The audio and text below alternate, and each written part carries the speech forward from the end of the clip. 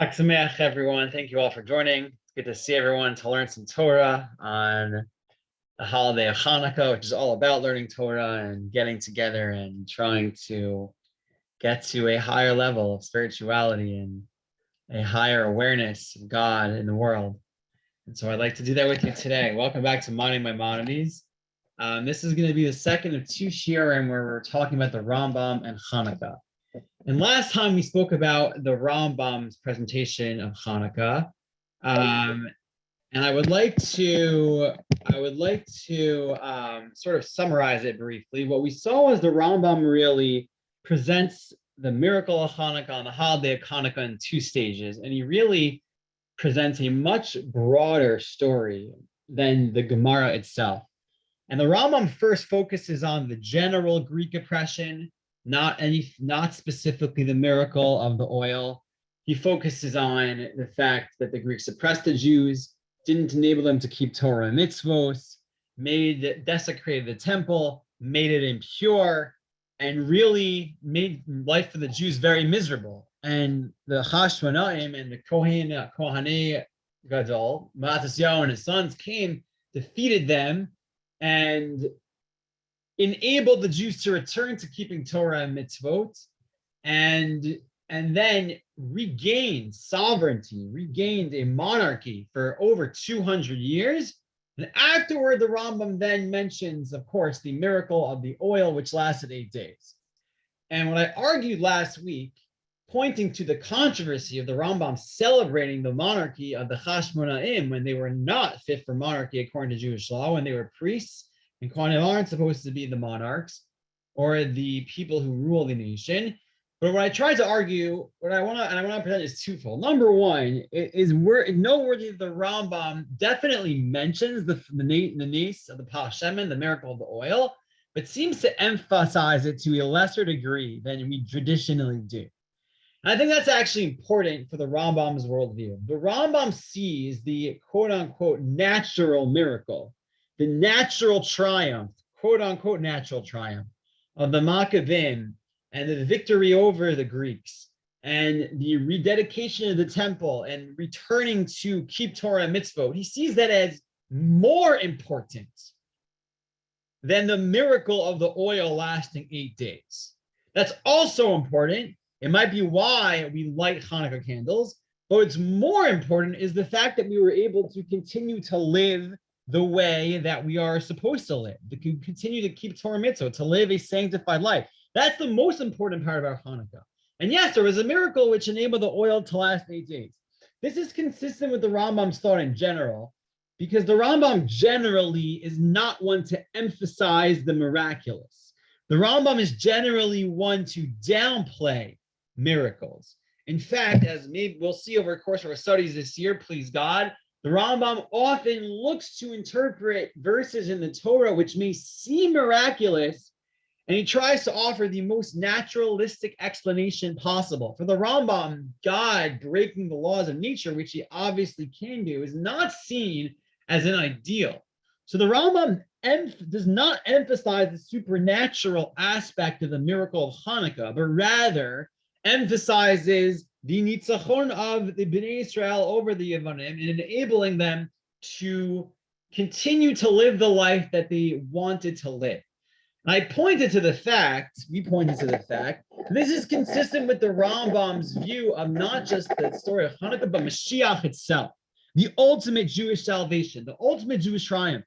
And the Rambam writes, we aren't looking for Mashiach to come. We don't pray every single day for God to bring Mashiach so that there can be great miracles. Mashiach doesn't even need to perform miracles. We're not looking for anything miraculous. The reason that we want Mashiach is simply to be able to live the way Hashem wants us to live.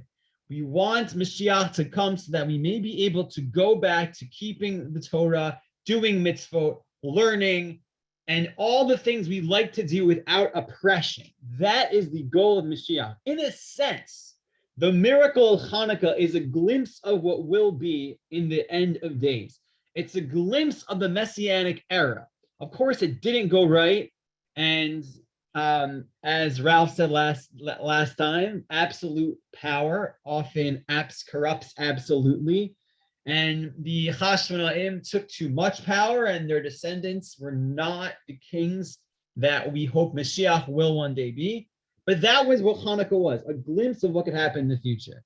So what I'd like to do today, rather than focus solely on what the Rambam says about Hanukkah, I'd like to focus on what he doesn't say about Hanukkah.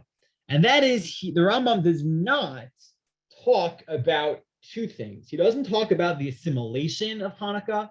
He doesn't talk about those Jews who assimilated and took on Greek culture. And number two, he doesn't talk about the struggle between the culture of Greece and the culture of Torah mitzvot generally, which is a theme that we saw the Maharal, for instance, emphasizes. The Maharal sees the miracle of Hanukkah as the victory of the Chachmas HaTorah, the divine Torah wisdom above the wisdom of Greece. And I'd like to spend a few moments with you this evening thinking about this encounter between a Jewish Torah lifestyle with Greek culture, with Hellenism, and how we might look at it today. And so with that, I'm going to share my source sheet.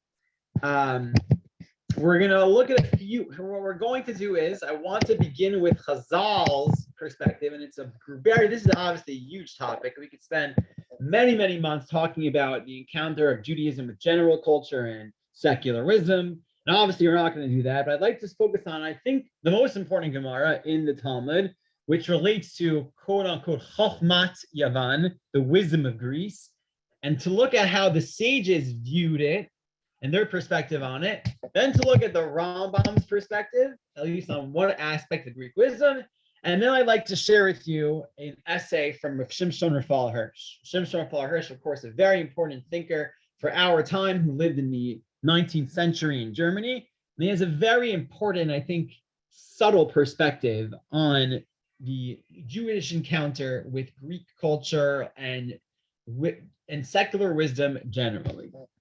So let's begin with this Gemara in Sota, in source number 1. The Gemara says as follows: "But Pomos shall titus, gazru al tarot kalot v'shalo yilmad adam bino yivanit." In the war of Titus, that is the war that culminated in destruction of the Second Temple, during the Roman conquests, there were a number of decrees. And the two of the decrees were that the sages enacted were that the crowns of brides, that there were certain crowns that brides used to wear on their wedding day that were decreed to no longer be appropriate. And the second thing, which we were focusing on, that during the Roman conquest, the sages decreed that a person should not teach their child Greek. That a person should not teach their child Greek. Interesting. So Chazal had something against, at that time in history, this is after the miracle of Hanukkah, a few hundred years afterward, that a person shouldn't teach their child Greek. Now, at this point, it sounds like a language. The Gemara in Sota and a few other places as well quotes a story, which is the source for this enactment not to teach Greek to Jewish children. And the story goes as follows. Tanu Rabbanan, the sages taught, Keshitzaru Malchi Bein Chashmonai Zeh al Zeh. When the kings of the Hasmonean monarchy besieged each other. Now, you may look at that sentence and be quite puzzled. Hasmonean monarchy besieging each other. What is this talking about? The Hashmonaim that we're celebrating on Hanukkah. Well, as we noted last time, while Judah Maccabee, and his brothers and Matisyahu's family were the original Hashmonaim, as time went on, the Hasmonean monarchy continued, and it became very corrupt. At the very end of this process, there was a war between different Hashmonae kings or leaders. There was Hyrcanus and Aristobulus. This is historical. This is noted in Josephus and other places, and they fought each other. There was a civil war as to who should be the successor for the kingdom. So when they were besieging each other, Hyrcanus was outside Jerusalem. Aristobulus was inside. B'chol yom vayom, every day. So there was a siege. And there wasn't very clear contact between inside Jerusalem and outside. B'chol yom vayom hayu mishalshin dinrim b'kupa umalala hence midin. So they had to figure out a way to pay for the karbanot, but there was a siege. So what did they do? Every day, they would take money in a box and lower it from inside the city, and people would send animals up for them to bring the daily offerings in the temple, right? So they would essentially channel the funds for the karbanot and the animals over the wall. Hayasham zaken echad shahaya makir bechachma yivanit. So during that time, there was one elder who was familiar with Greek wisdom. And we're not going to define Greek wisdom yet. He was makir b'chachmat yivanit. Laz lahem b'chachma yivanit. So he communicated with them. Laz means a foreign language. He communicated with them using Greek wisdom. And with them, meaning Hyrcanus and his followers. Amar lahen, he told them, listen, you want to break the siege, you want to break the wall, you want to defeat your rival Aristobulus, what you need to do is stop them from engaging in the temple service, because as long as they're doing the Avodah and Beit HaMikdash, you're never going to win. The next day, they lowered the money in the box, and they brought up a pig. So again, the people on the inside were paying for the animals. The people on the outside were bringing the animals. So instead of offering the typical sacrifices, they lowered a pig into Jerusalem to bring in the temple. Once the pig reached halfway down the wall, it dug its fingernails into the wall. And there was an earthquake. The land of Israel shuddered for 400 parsa, which is a degree, a measurement of distance.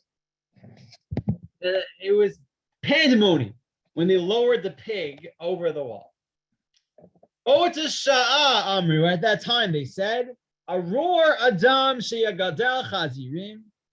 It is accursed for someone who raises pigs. Ve'aror Adam sheyilma livno chachma yivanit. And cursed is the person who teaches their child Greek wisdom. I.e., what caused this person to come up with this horrible plan to lower a pig into the temple to offer as a sacrifice, which caused this earthquake, it was the Greek wisdom. That's what stood out about this person. He learned Greek wisdom, quote unquote.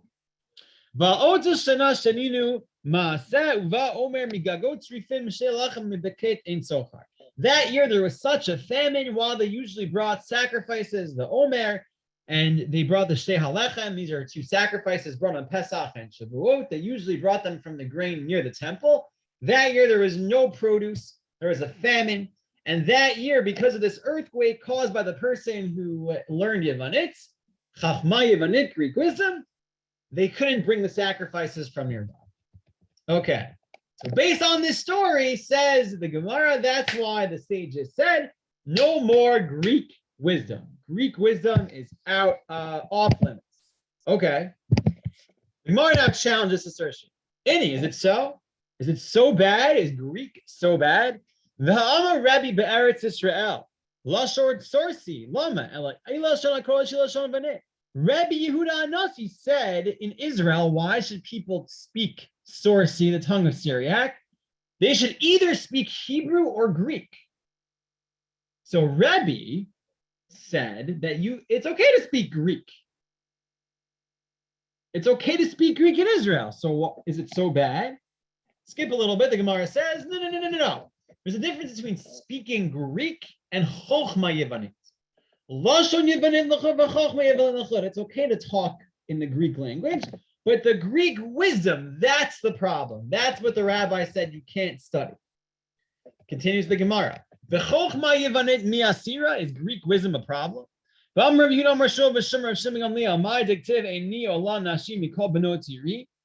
What does it mean in Echa when it says, my eye affected my soul due to all the daughters of my city? Get a load of this one. Elef Yeladim Hayu Beit Abba. Rav Shimon ben Gamliel says, Rav Shimon ben Gamliel, who was the son of the Nasi, the prince, the president of the Jewish people, my father had 1,000 children in his house. Chamesh meot lamdu Torah. 500 learned Torah. The chamesh meot lamdu chachma yevanet. And the other 500 learned Greek wisdom. 500 students of Rabbi Shimon ben Gamliel learned Greek wisdom. All that remained is me and my uncle and my cousin in Asia. The point is, there were 500 students in the house of Rabbi Gamliel, the leader of the Jewish people, who learned Greek wisdom. So if it's so bad to learn Greek wisdom, what were they doing learning it in the house of Rabbi Gamliel? Says the Gemara, Shani Shabbat Rabbi Gamliel the Krovim Lamalchut. Yeah. The members of the house of Rabbi Gamliel were different as they were close to the monarchy. Since they were an important family, they had ties to the monarchy and the government at the time, which necessitated their knowledge of Greek wisdom. So what do we have here so far? The Gemara tells us Greek wisdom is a problem. Hasn't defined what Greek wisdom is. Greek wisdom is a problem because of the story that happens during the Roman conquest, which caused a great earthquake involving someone that knew Greek wisdom. But it's okay for people who have political pull, who have relationships with government officials. They're allowed to study Greek wisdom. And this is the most important source in Chazal about Chochma Yevanit. Here's my question for you. I would appreciate it. What do you think? Chochma Yevanit, what is it? What is the Greek wisdom referred to by the Gemara? You see the word Chochma Yevanit, you see the sages saying you shouldn't learn it unless necessary for communication with the government. What is Chochma Yevanit? Greek wisdom. What do you think that is? What sort of discipline? What do you think it refers to? Probably Aristotle's ethics. Okay, so Ralph says Aristotle's ethics. Greek philosophy. Ralph, that's what I would have said. That is what I would have said. I would have thought Greek wisdom means, Aristotle and maybe what they said about the government. There's all sorts of Greek wisdom.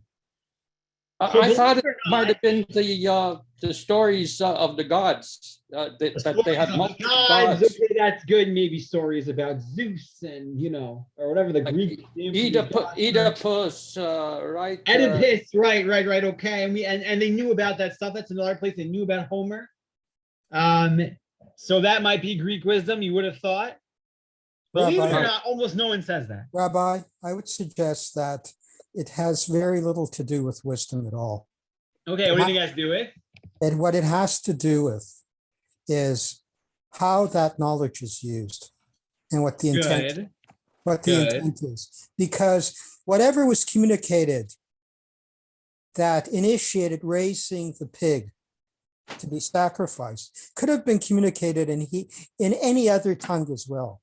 It's the intent. 100%. And in fact, Andrew, I'll say more than you said, although I think you're making the point. In the story, what went wrong was not philosophy or, Homer or Oedipus or any of that. What went wrong in the story was whatever it is that this person communicated about raising the pig over the wall. So it's some sort of language. Almost everyone, all of Mefarshim, Rashi, Rambam, do not interpret Chochma Yevanit in the Mishnah, which is forbidden, as studying Greek wisdom. They don't interpret Rabbi, that. it's similar to... One second, Andrew, let's just see the Rambam. What they say is that it refers to a certain way of communicating, as Andrew was saying, a certain type of speech, a certain type of communication, which is a way in which you're able to hint without saying things explicitly. Here goes the Rambam himself. When it says Greeks or Greek, it means Greek wisdom. What does that mean, says the Rambam on this Mishnah? Shehem haramazim shehem belashonot. It means the different hints in their languages. It's a way of speaking which veers from the straight meaning of the words. Lefia nirameh. You say one thing, but you really mean something else. It's a certain way of communicating. Maybe it's the way that they wrote their stories. It's a certain way of intimating something that you're not actually saying. And that's what it means. And the case of Rambam. And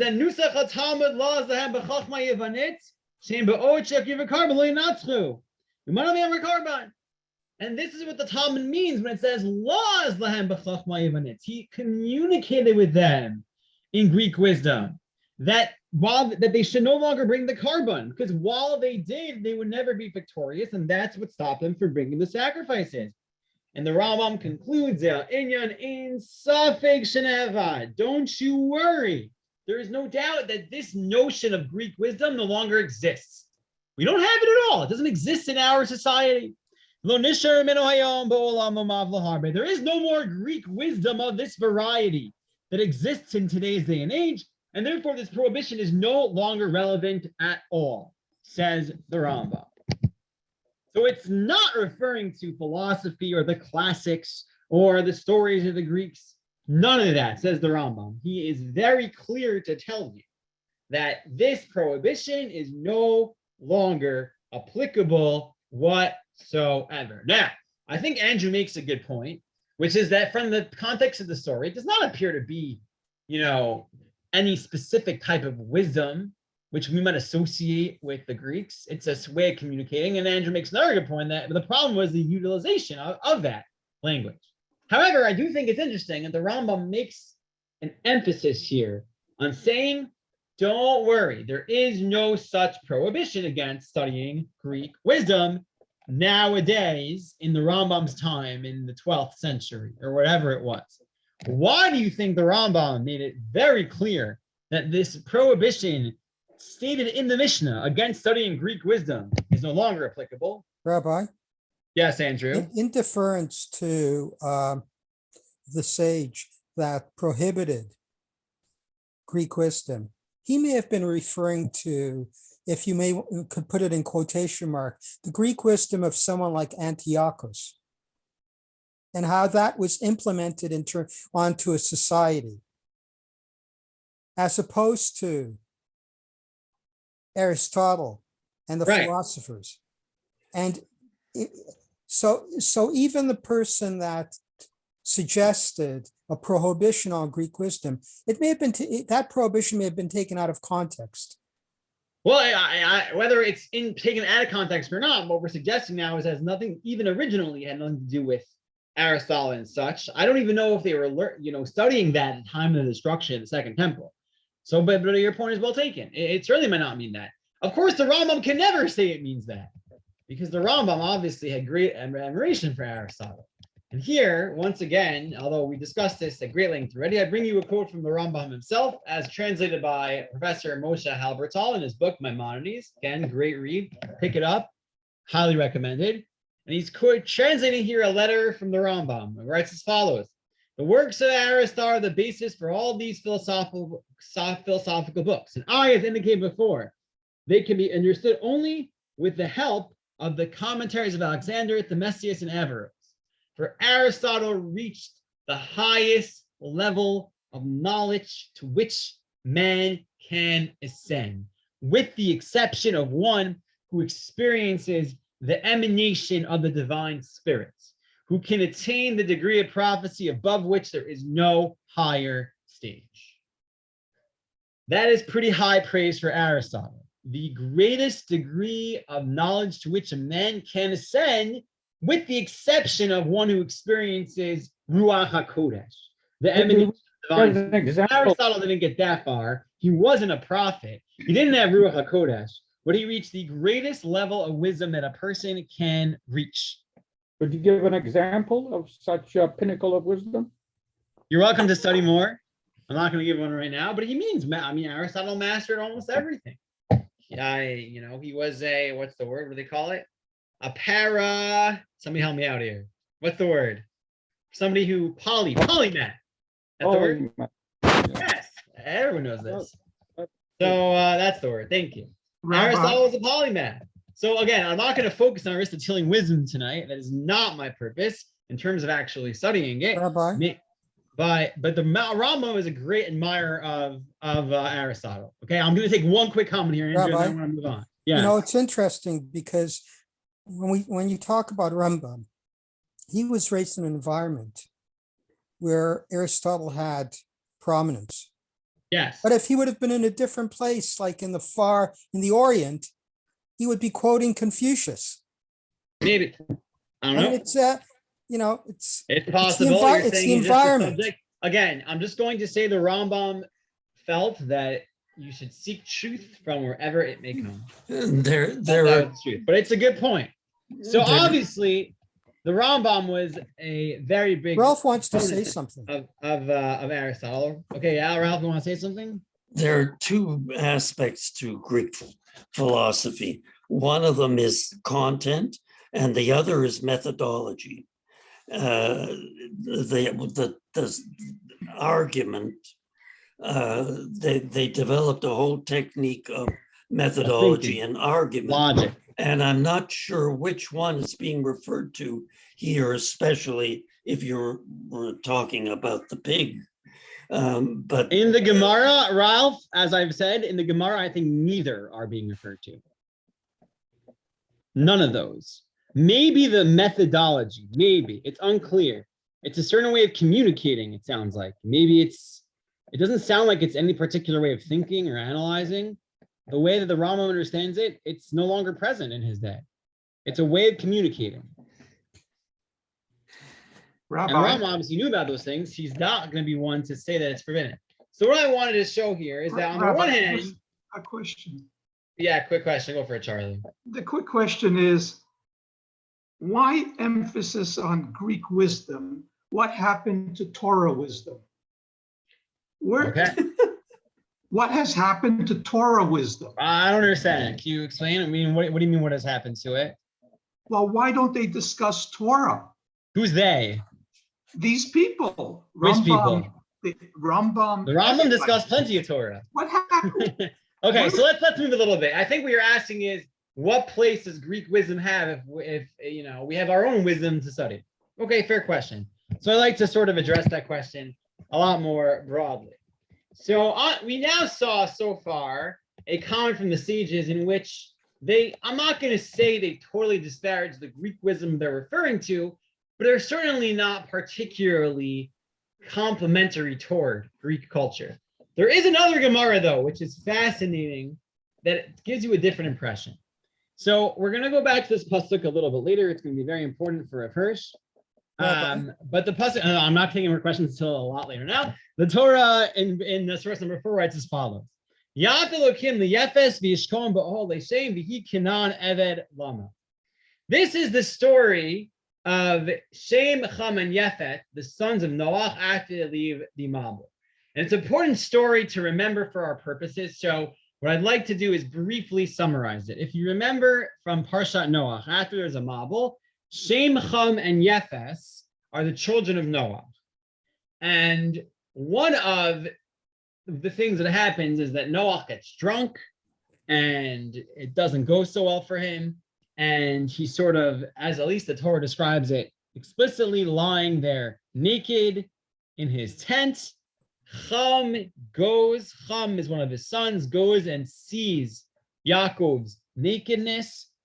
Cham goes and tells about Noach's nakedness to his brother Shem and Cham. Shem and Cham turn away from Noach and cover up his nakedness without looking at it themselves. And then Noach wakes up and discovers what has happened and the way Cham has dishonored him. And in that context, Noach says the following about his other two children who covered him up. Noach says, Yaft Elokim liyefet. Translated here, may God make Yefet big, in large Yefet, although Rabbi Hirsch will offer a different interpretation.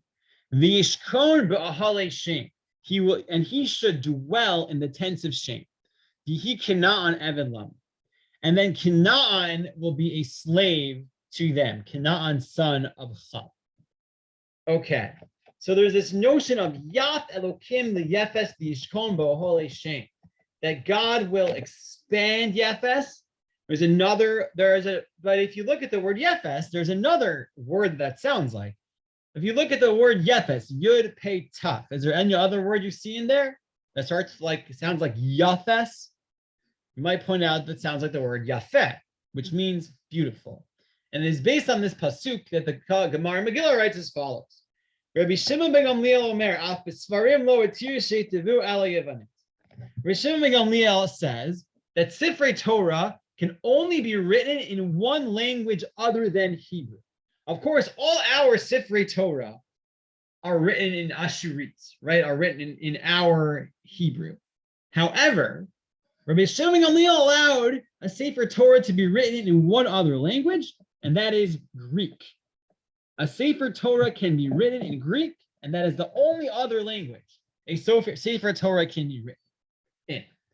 Amir Rabbi Yeval, Rabbi Yochanan, Rabbi Shimon ben Gamliel. And Rabbi Yeval, the son of Rabbi Yochanan, says the law follows Rabbi Shimon ben Gamliel that you can write a Sefer Torah in either Hebrew or Greek. A Torah scroll can be written in Greek. Va'amar Rabbi Yochanan, my time under Rabbi Shimon ben Gamliel. Rabbi Yochanan says, what is the reasoning of Rabbi Shimon ben Gamliel? Amar Kra Yat Elohim Yefet B'Yishkon Ba'al Shem V'Kanana V'Lamo Devarav Shal Yefet Yihiyu Ba'Hole Shem. The words of Yefet should be in the tent of Shem, i.e., the word of Yefet, in this case, Yevanit, the Greek language, should be in the tent of Shem where Torah is studied. Shem being the ancestor of the Jewish people, Aver and Avraham Avinu. And as you see here in source number 6, that is indeed what the Parsha Noah says, B'nei Yefet, Gomer, Umagog, Madai, V'Yavan. That the descendants of Yefet, the child of Noah, were Gomer, Magog, Madai, and Yavan. Yavan, as the Chazal understand, to be the ancestor of the Greek peoples. And therefore, based on this Yat Elokim Yefet, this combination of the beauty of Yefet with the tent of Shem, is the justification for writing a Torah in Greek. Now, this is quite interesting, in that in this Chazal, it would seem that it is not only a negative perspective on Greek culture, Greek language that Chazal had, but there is something special about Greek language, that you can write a Sefer Torah in Greek. And here, I'd like to share with you, if we have any time, the thought of Rav Shimshon Raphael Hirsch. And the context, again, here is important. Shimshon Raphael Hirsch lived in 19th century Germany at the time of the Enlightenment. He was someone who was on the forefront of the fight against the reform movement at the time. Someone who was aware of the notion during his day and age that we need to be cultured. We need to be a part of the general people. We need to learn their language. We need to go to their universities. We need to become part of the culture. They're allowing us in. We have to go in. And based on that, there were many changes at the time made to the way the Jewish religion was practiced. And if Hirsch, on the one hand, was on the forefront of the fight against the reform movement, but at the same time was someone who believed in Torah im derech eretz, so taking the philosophy of Torah and using it to uplift life in all spheres of human existence. And based on this, and in his essay on Hanukkah, or one of his essays on Hanukkah, based on this drasha of the Gemara, of the combination of Yefet and Shem, of Greece, of Athens and Jerusalem, Rav Hirsch paints a beautiful picture of this combination. And now I tried to translate as much of this as I could. We're not going to read all of it. It's quite long. But I'd like to get at least the basic idea that Rav Hirsch is arguing for. Rav Hirsch, unlike some, is not going to say that Greek culture, Greek wisdom, Hellenism, everything that entailed is poison or not kosher or puzzle or bad. Rav Hirsch is not going to say that. It's more subtle than that. It's more complicated than that. You see from here, there's a beauty to Greek culture. And therefore, Rav Hirsch writes, the Hellenism and Judaism are two spiritual elements. Asher tarbiotem mifalem havim toldotay patchut shel ha'anashut kula, whose cultures and enterprises constitute the development of all mankind. They met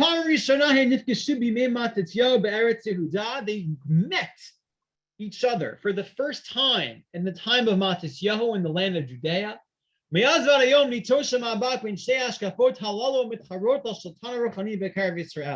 Until this day, they struggle for spiritual mul among Israel. The struggle continues to this day.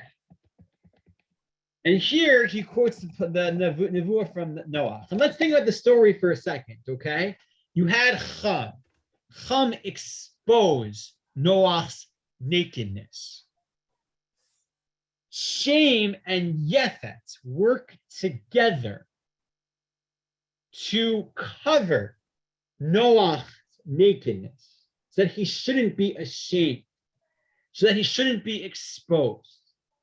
And if Hirsch sees this as a metaphor for a partnership between Jewish and Greek culture, says for Hirsch, the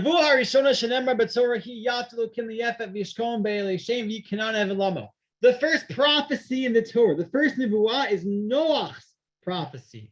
And he quotes the pasuk we referred to before. Hamila Yefet hi lashon hifil shal shores pita. Says with Hirsch, the word Yefet comes from the word pitoi. Pitoi means to seduce, to convince, to pull at someone's heartstrings. Dahainu, Hashem yitain li Yefet atashli shashal rikshut ha'amim. God will give to Yefet control over the emotions of the people. Avol kavod Hashem alei admut yishkon rak ba'alei shem. However, while that is so, the honor of God on this earth will only dwell in the tents of shame. And it first continues to say that Shem and Yefet, these two children, were their descendants, the pinnacle of their cultures, were represented by Judaism and Greek culture. The Greek, I'll read my own translation here. The Greek people said the pinnacle of the culture of all the peoples of Yefet. The Greeks ordered all other peoples to be beautiful. Yofi, yefifiyuto shel Yefet. Things should be beautiful. And believe that everything that is beautiful is also good.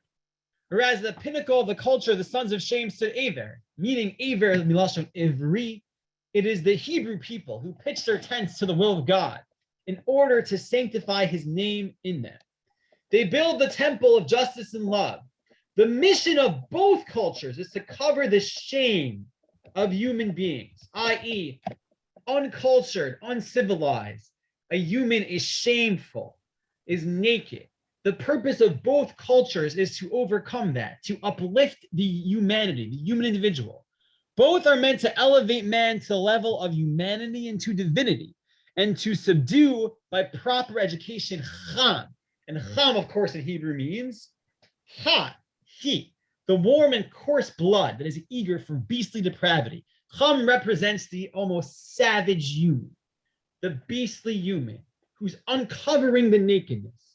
Shem and Yefet are there to cover the shame of humanity, to make sure that we are dignified and noble. And he says that is what happens in the story. Noah witnesses this story and he makes this prophecy. And he says, therefore, Kol toldota nashot ad yameinu mahavot mavak ratzot hanavuah zu. Our entire human history is until today a struggle about this prophecy. On the stage of history appeared two forms of culture and government, which educated the peoples and improved their views, their morals, their customs of life, their aspirations and deeds. And the people were willing to accept these views for themselves and fulfill them in life. These two cultures are the Greek culture, which is the pinnacle of Yefet's culture, and Judaism, which is the pinnacle of Shem's culture. And here is where Hirsch, I think, does something that is really enlightening, especially for a Jewish thinker. Hirsch first extols the virtue of Greek culture and paints a picture of what Greek culture did to human history, to the development of humanity. Take a look what he says here. Again, I tried to translate as much as I could. I said I've ran out of time. I'll try to quote here liberally and try to explain most of it outside the text itself. Before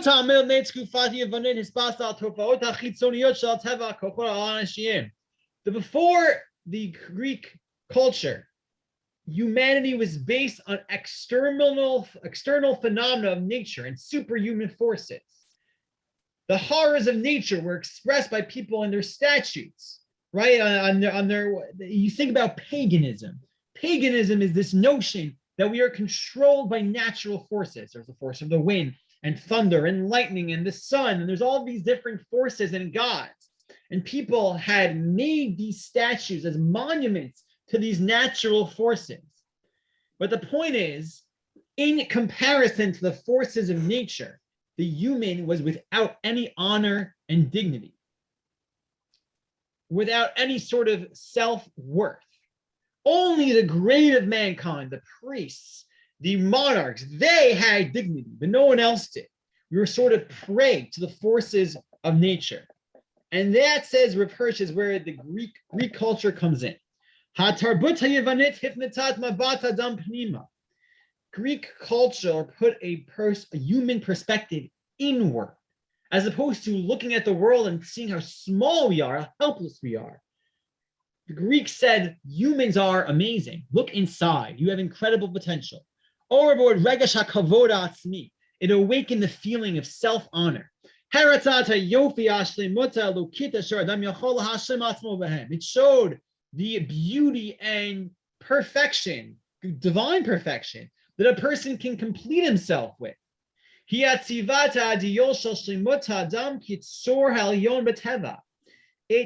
brought out this notion of the complete person as the greatest natural creation, the royalty of all creation. As opposed to the pagan gods of old, which are these natural forces, these almost demons or completely supernatural entities. The Greek gods are humans. They're perfect humans. That's what they are, because the Greece puts humanity as the focus. Until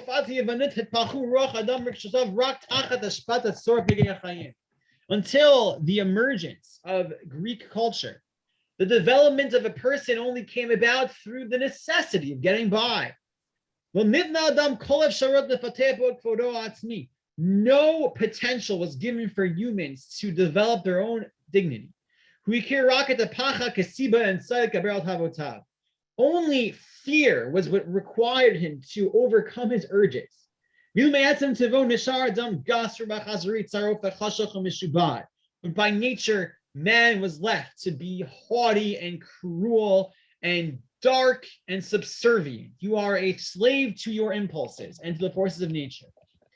And therefore, he argues how that Greece awakened the seichel, the intellect, and the feelings toward this notion of enlightenment, to strive for intelligence, to strive for wisdom, and the focus on human perfection, perfection of the body and the spirit, overcoming temptation, overcoming urges, that a person can be, in a sense, divine.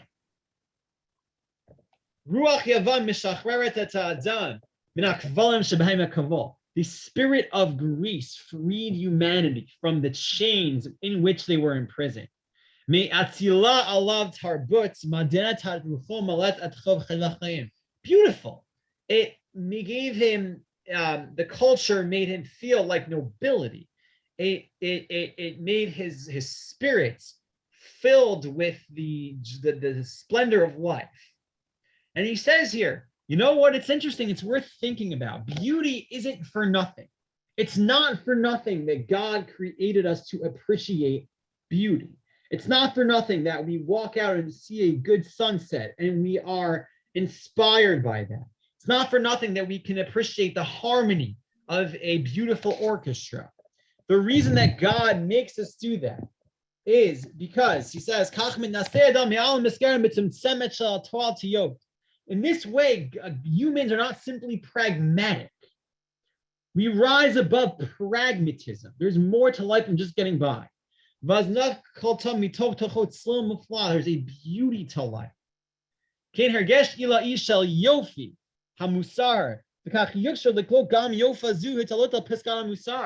That a person can come to be perfectly moral. But there's something, it's not just physical. It's not just a physical aesthetic beauty.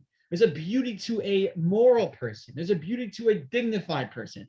There's a beauty for a person to self-control. That's what the Greeks brought. You can be amazing. You can be a dignified, moral, intelligent person of virtue.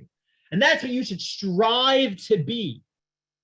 So Greece freed humanity from the prison of paganism, says Rav Hirsch. And I want you to appreciate that a Jewish rabbi in the 19th century writing about Hanukkah writes about the beauty of Greek culture. However, that in and of itself isn't enough. It falls short. Says Rav Hirsch, Alpha Pikain Aimba Betarbut Yavan Ella Garin Shel Emet. The culture of Yavan just has a seed of truth. It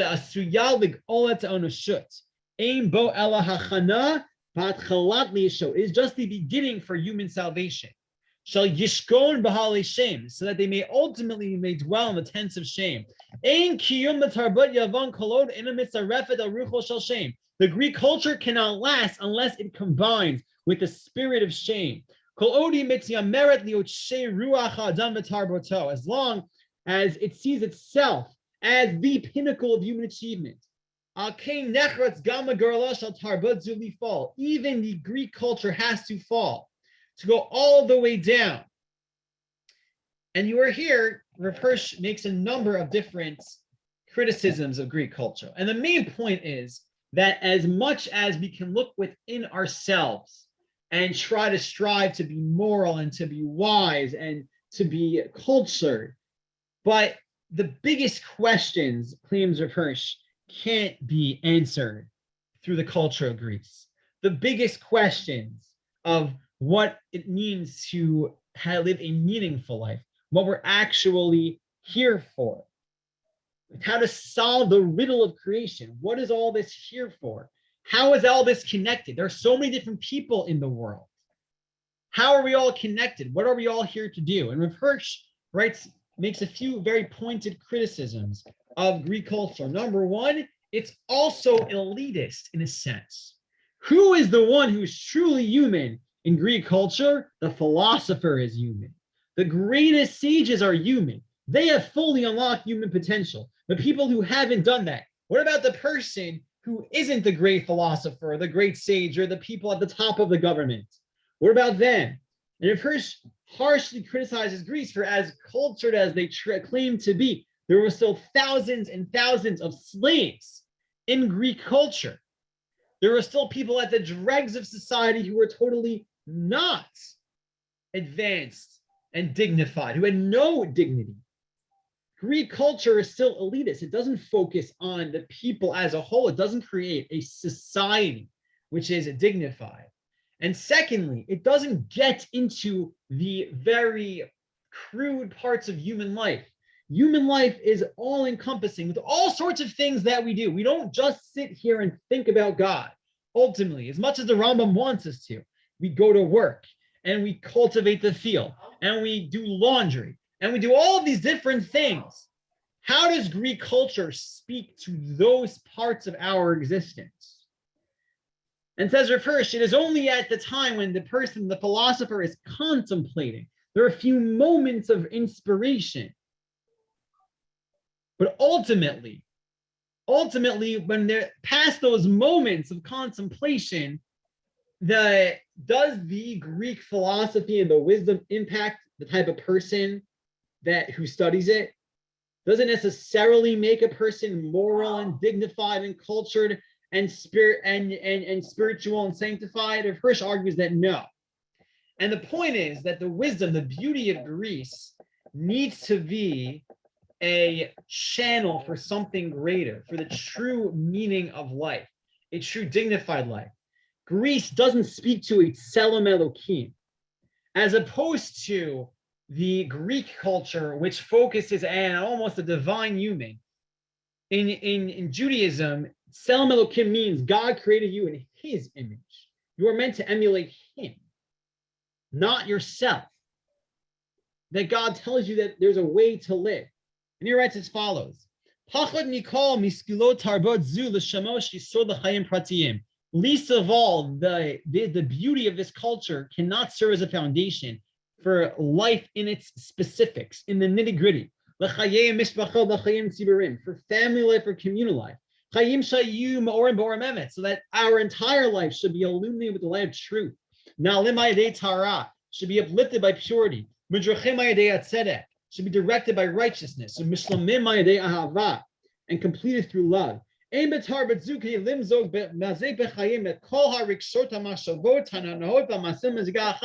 Greek culture can take all of our feelings and all of our thoughts and the pleasure and all of our actions and make them one. And it's only by doing all of that, having true unity through everything that we do, can we experience true beauty.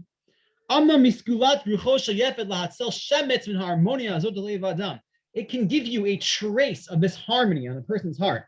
It will not fully satisfy this need.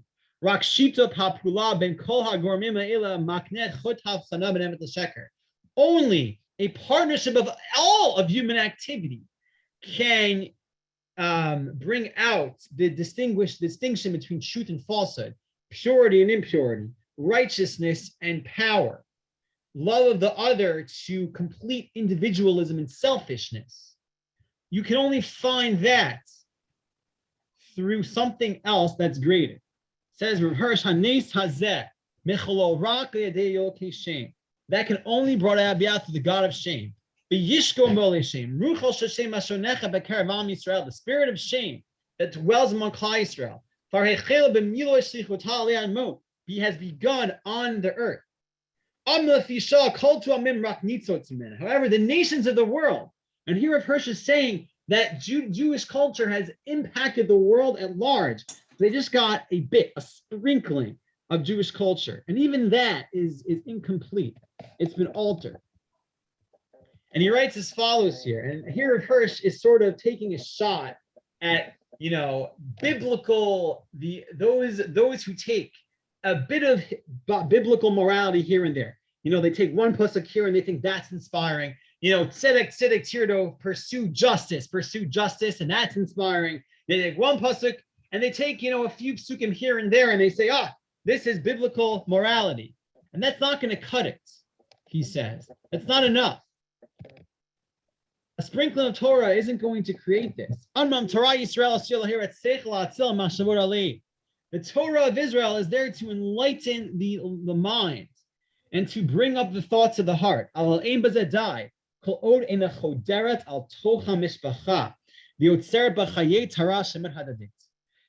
Torah isn't just about inspiring the intellect. It's not just there for intellectual pleasure.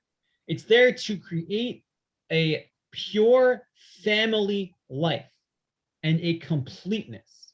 Torah it's not just there to inspire the mind and heart. And to pitch the tents of shame.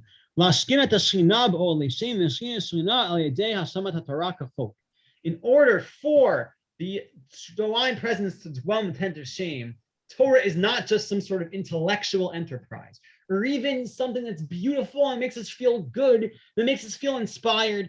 Torah is there as a way of life, as a way that we have to live by. And here he brings it back to the miracle of Hanukkah.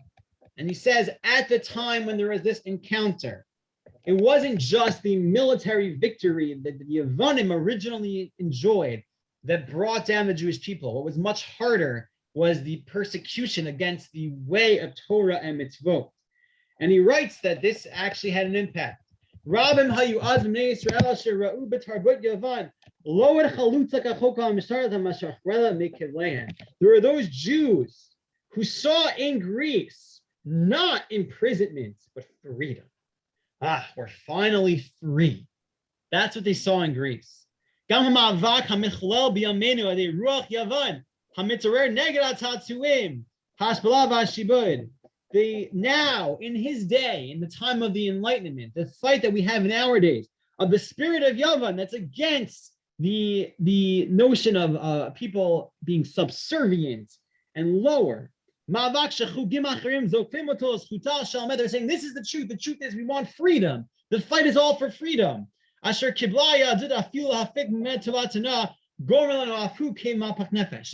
fight for freedom isn't enough. Freedom is not enough in and of itself. And part of the damage that was done in time of the Greeks was people saw Greek culture as a way of freeing themselves. And that was the encounter, that Greek culture, as beautiful as it is and as inspiring as it can be, wisdom can be inspiring, literature can be inspiring. It makes you feel good. It awakens you. You have an epiphany. But until you bring that into your life and live a life of purity and a law of God that's there to bring the family and the community, young and old, wise and less wise, a life of purity, it simply falls short. And nevertheless, our first writes as follows. The spirit of enlightenment that emanates from Greece when it's pure is not dangerous to the holy people of Israel. Just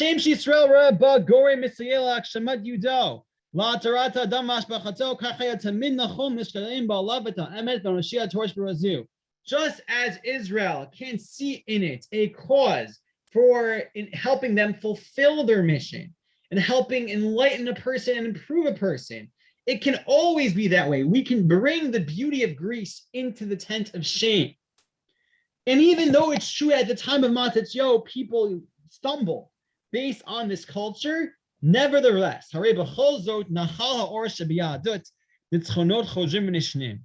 the light of Judaism continues.